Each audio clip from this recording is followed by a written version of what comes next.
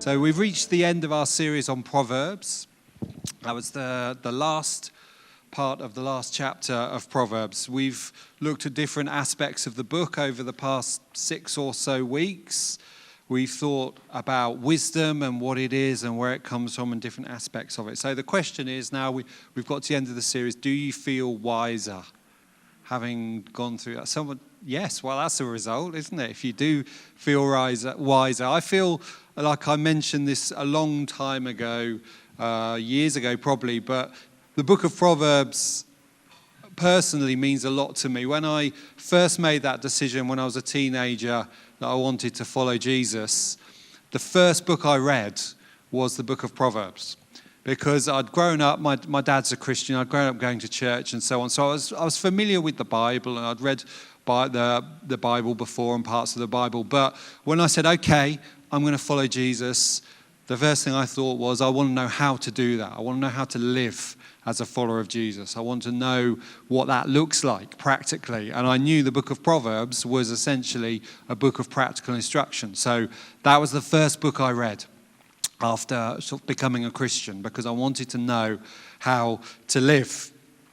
And from the early days of my journey with Jesus, I have valued and desired wisdom. I've understood that that's important.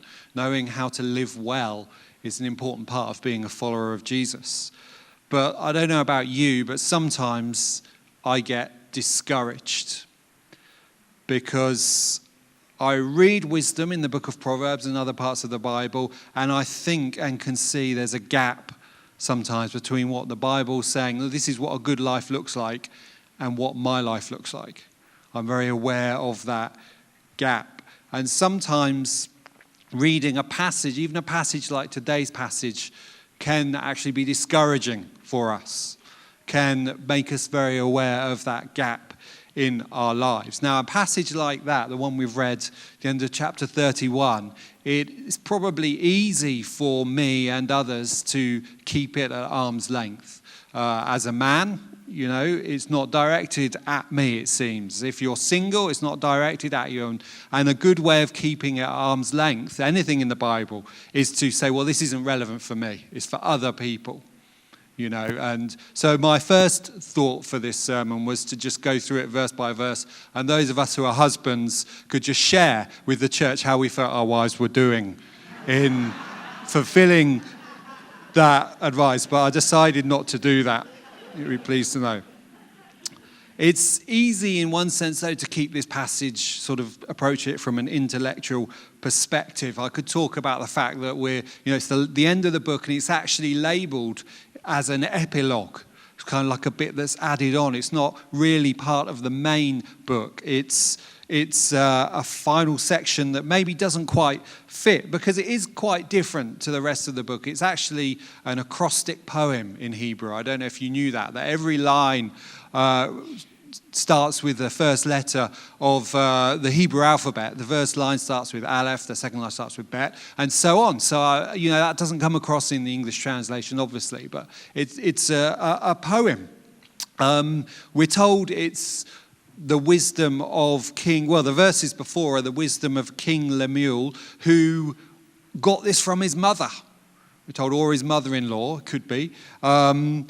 I'm not sure if the words that follow, this wife of noble character thing, is also part of the teaching his mother gave him. It could be advice his mother gave him, or it could be like, this is just an extra section, we don't know who wrote it, let's stick it on the end here. I could give you information like that, and in fact I just have, and I could offer some thoughts on its placing here as an epilogue. We could say, why is this the last thing in the book of Proverbs? What is it about this section that we're supposed to be left with?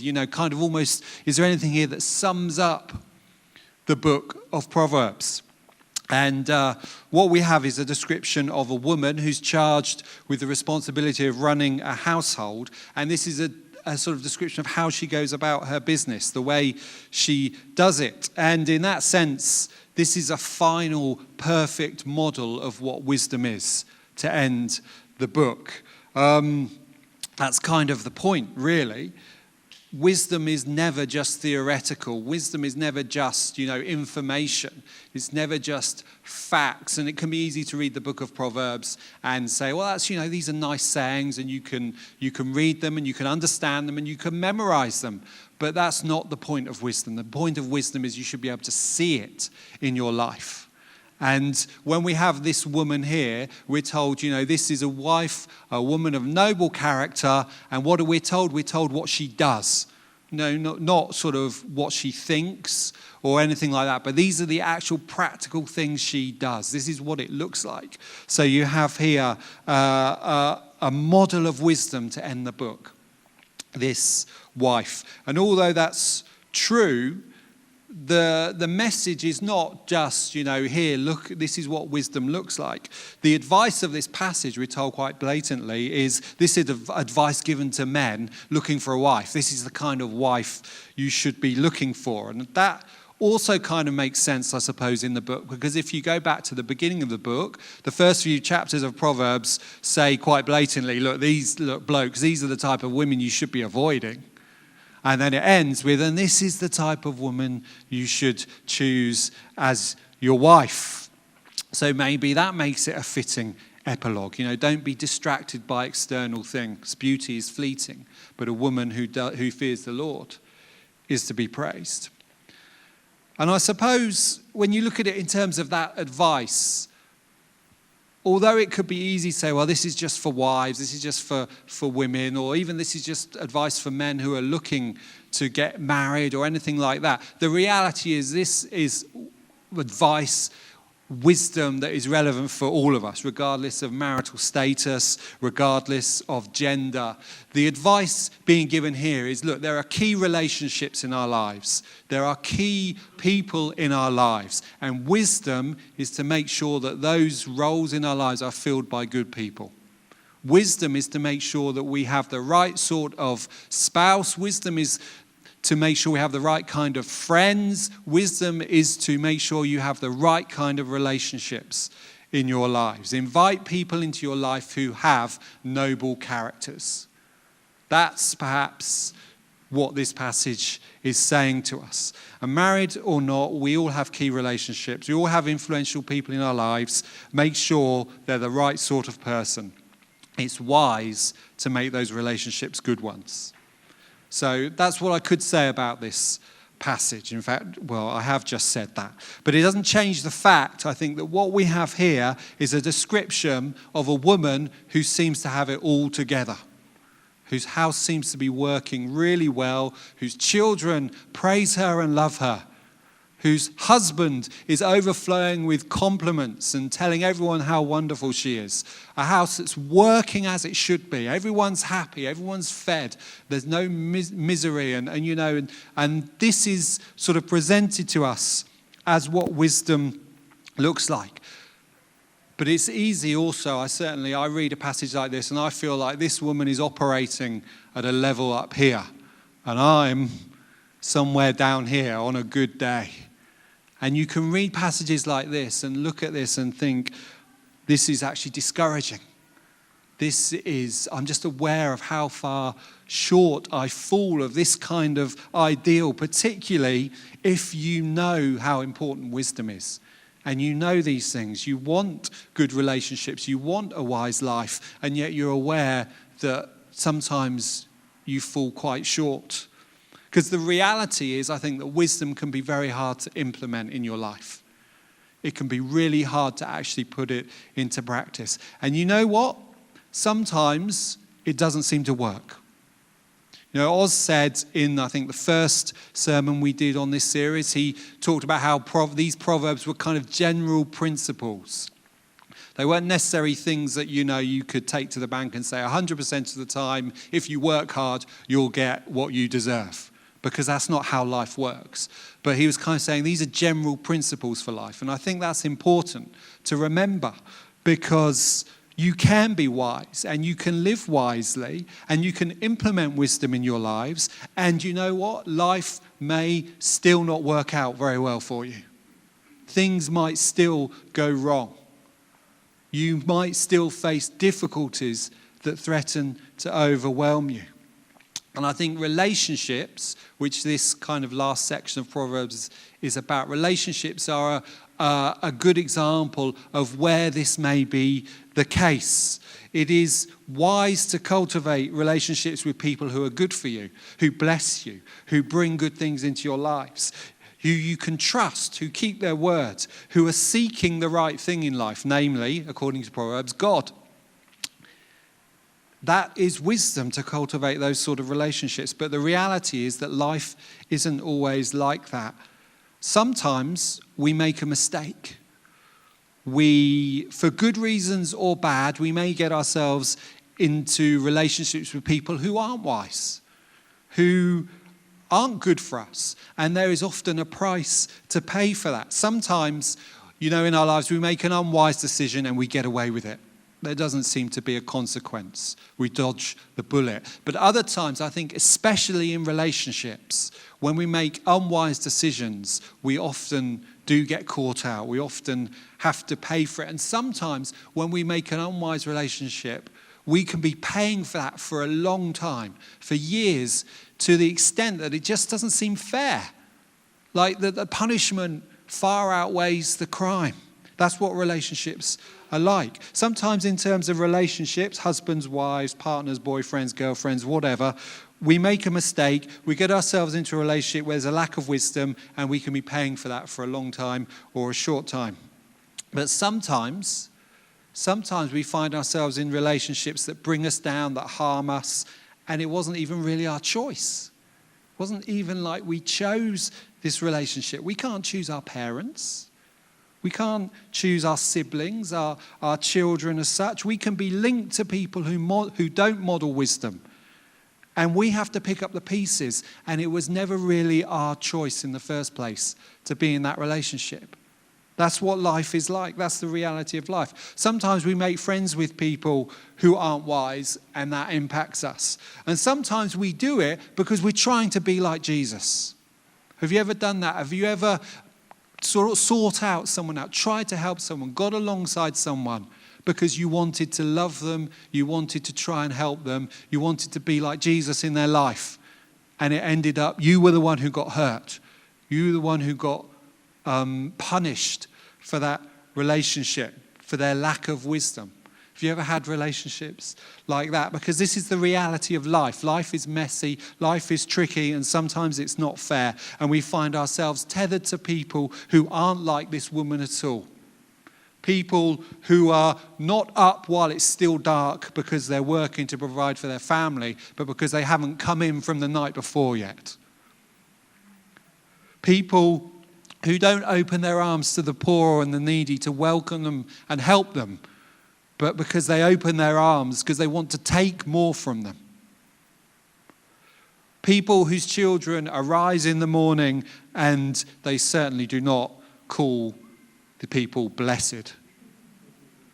But they're in our lives because of circumstance or because we're trying to be a good influence on them or whatever. The reality is these type of people, these type of partners, parents, managers, whatever, they're few and far between.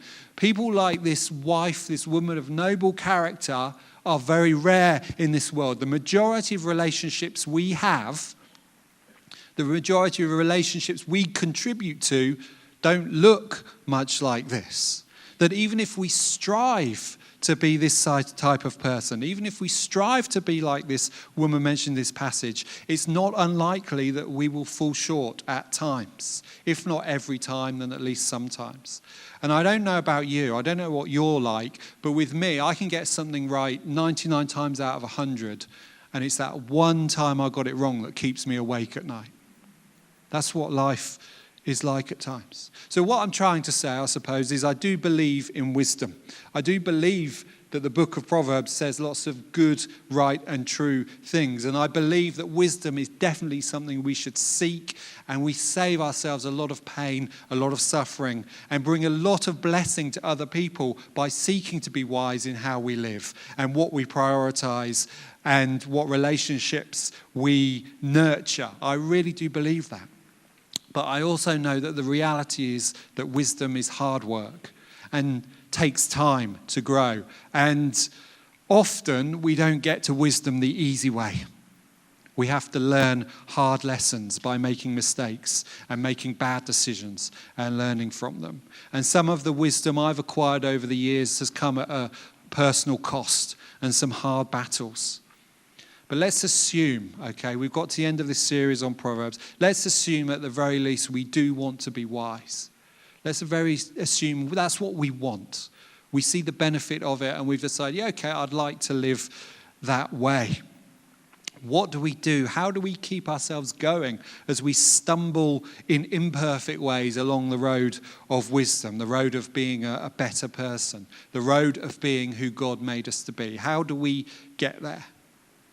When I was reading this passage, there was something was kind of triggered, I suppose you could say, by a few verses, just quite a few verses, but just some examples. Wes, I don't know, can you pull up verse 12, for example? This verse has made me think of something other than the wife of noble character. When I was reading, she brings him good, not harm, all the days of her life. Verse 15, we go there.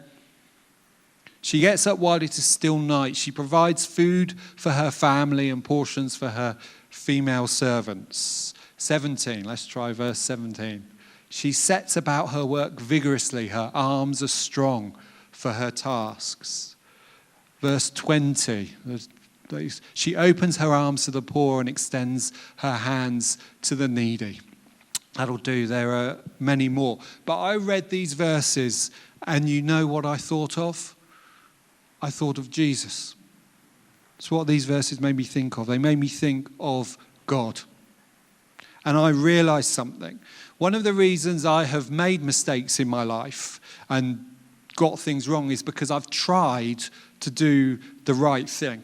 You know what? Life is a lot easier, I think, if you sit at home with your head down, minding your own business. You make fewer mistakes that way. But in the past, I have tried to get involved in people's lives. I've tried to get involved in situations and I've got it wrong and it's been painful at times. But I think that's okay because I believe there is supposed to be an element of risk in the lives of those who follow Jesus. There's supposed to be risk-taking in our lives if we're committed to following Jesus. And the reason I've tried to get involved is because of Jesus. I'm not naturally a generous or thoughtful or selfless person. I've tried to become more like that or live more that way because of what I believe. And what I believe is this. I believe that I didn't just spring into existence. I believe I came from God's heart.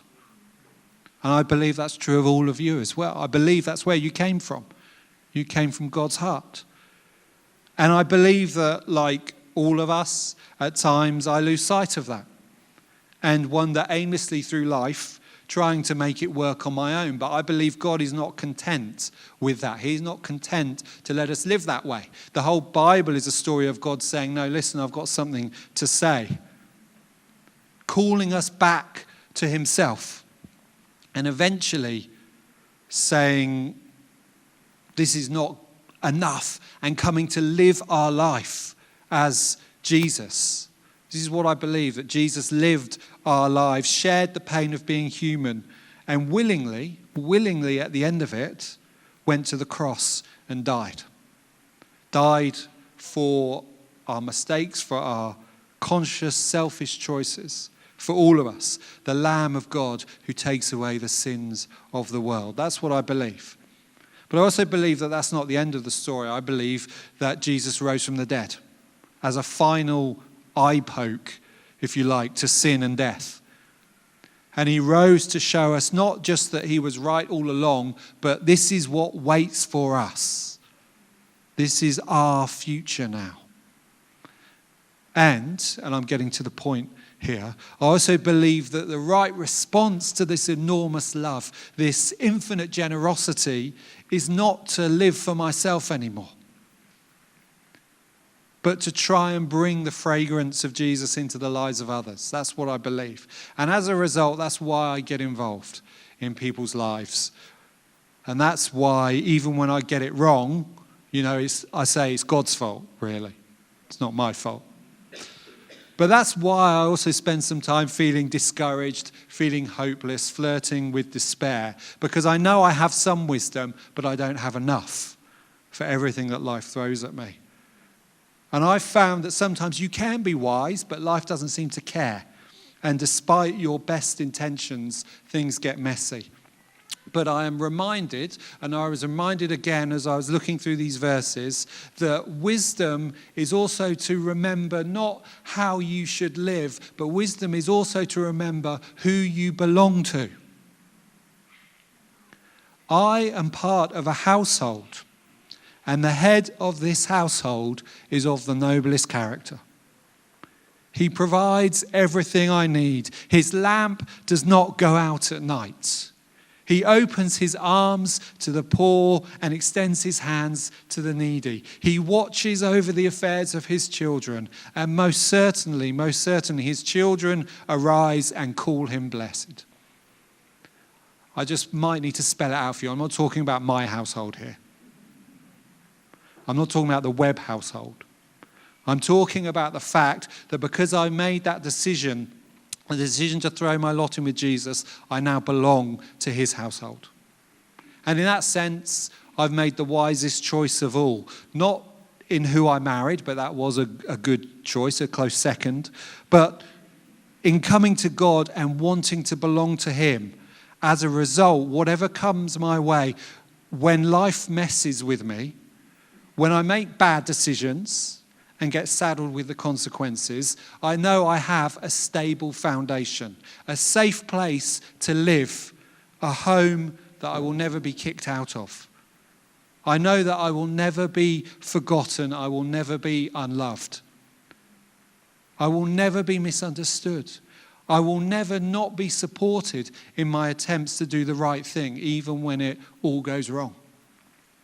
The head of my household is clothed with strength and dignity. And he lets the corner of his robe cover me too. He laughs at the days to come. And when I'm wobbling, when I'm uncertain and afraid, all I need to do is look up, see him laugh, and know there's nothing to be afraid of. And that's what I think I need to remember. When I'm discouraged at my progress along the paths of wisdom or how things have turned out despite my attempts to be wise, I need to remember, and I want you to remember this morning, I want you to remember this. God has the noblest character of all. And I am a part of his household. And there's plenty of room for all of us there.